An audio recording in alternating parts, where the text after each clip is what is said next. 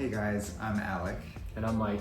Sorry it's been a little while since we've given you all an update. Alec's schedule is very demanding. He's an OBGYN resident, so not a lot of free time to sit down and make a video about everything we've been going through on our... Mike's multiple demands of my limited free time. Please make a video with me! We have already hit some bumps in the road. A lot of people said we would hit some roadblocks.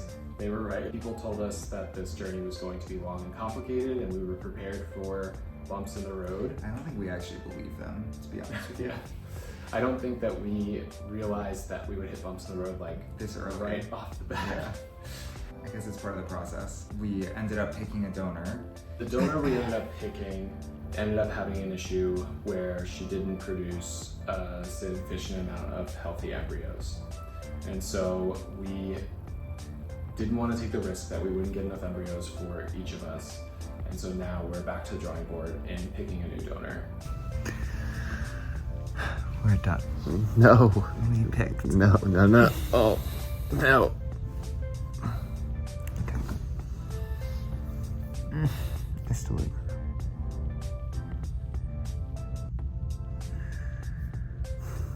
This is so difficult.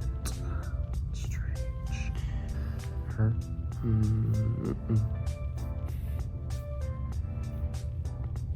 Her? We liked her. Do you remember her? Which one?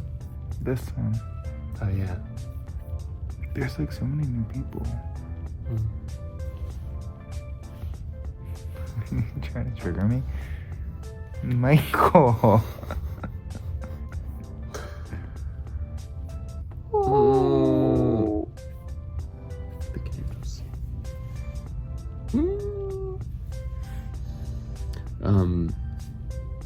She can lick her nose. Wait, what?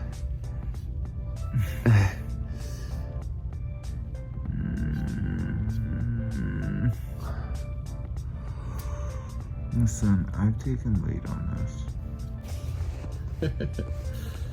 My turn to scroll. Delete. My turn to scroll. Sure. I'm scrolling. I think these four. Which four? These four. We ended up narrowing it down to 4 donors, and we are trying to narrow that down further to pick a new donor. It's such an awkward process. Like, it feels kind of like Tinder, but for the biological mother of your child.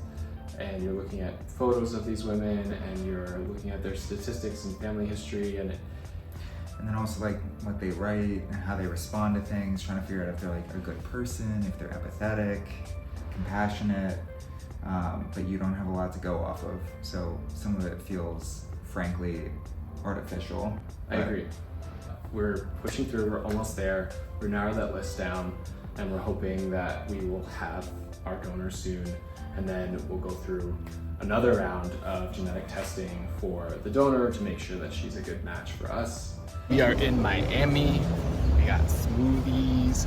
Living our best lives, not working. Well, I had to work today, but the rest of the week, no work. Ooh, Beautiful. beautiful. Anyway, wanted to talk a little bit about timeline. We have no timeline.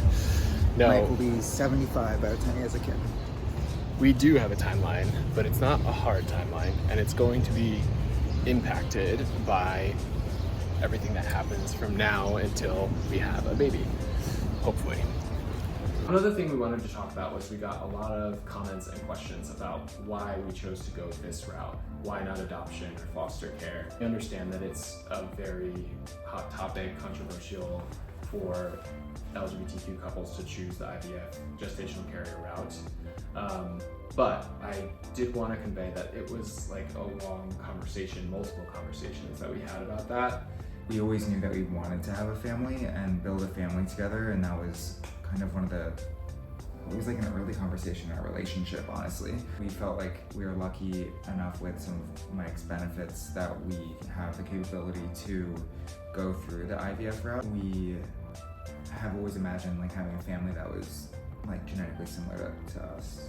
just like our parents had the benefit of having, just like our aunts and uncles did. Something that we could do, that we've thought about doing down the line if we want to grow our family further, is adopting. We haven't ruled out adoption for potentially another kid down the road.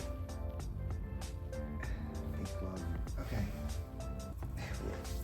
Something we talked about in our last video was that we used Elevate, which is this company that helps couples like us, so especially like LGBTQ family. They help us with egg donors, they help with matching with a gestational carrier. One thing that we've really liked about them is that they've been reaching out to us kind of throughout this process. Like we mentioned before with our first donor that fell through, they've been emailing us, doing video calls, kind of keeping us abreast of what's going on. The communication is like off the charts. They're always in touch with us, and that's really helpful because the process is so complicated, and they've been very, very good about walking us through the steps and just being in touch, and that's one of the reasons that we're really happy that we're going with them for this first stage of the process. We got our results For what, Michael? for semen analysis, Who's got more swimmers? and we get to find out now who has more swimmers. What are swimmers, Michael? You know, swimmers. So we're gonna check our results. Whoever has the most swimmers gets taken to dinner by the person with fewer swimmers. Just wait, honey. Just wait. You think you have more? Yes. I'm younger. A little bit younger. Ooh! I crushed you! Wait. I crushed you! This is a swimmer profile, and that is a not swimmer profile. Wait, not Woo! swimmer. Stop. Wait, I'm actually shook. Wait a minute. This is not right. This is not right. That's not right. Yikes. What do you mean yikes? Don't say yikes. First of all, we need to tell we need to explain that we both have plenty of swimmers, and we're good to go for the next step, which is the good and exciting I have news. more head defense. And even better news is that Alec gets to buy me dinner. I want really expensive dinner. I would say like if it was closer, you didn't have to buy me an expensive dinner, but now it's gonna be a really expensive dinner. This is not right. I really Oh, we're like way above. way above what's needed.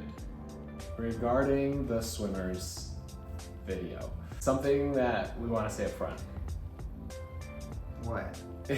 is that we both have more than enough swimmers, and I guess we can just say sperm. We both have more than enough sperm to hopefully successfully fertilize an egg. The cutoff threshold is like 10 to 20 million. We were both in the hundreds plus million, so We both did just fine, but it's to a answer friendly all of your competition. question. Also, there are lots of factors that impact any one sample that you give, like sleep and hydration and the amount of time before. So, yeah, I mean, it was just a friendly competition. It's not like... We're getting divorced. Thank you for watching. Please take a minute to like, comment, and subscribe, and we will keep you posted on our journey.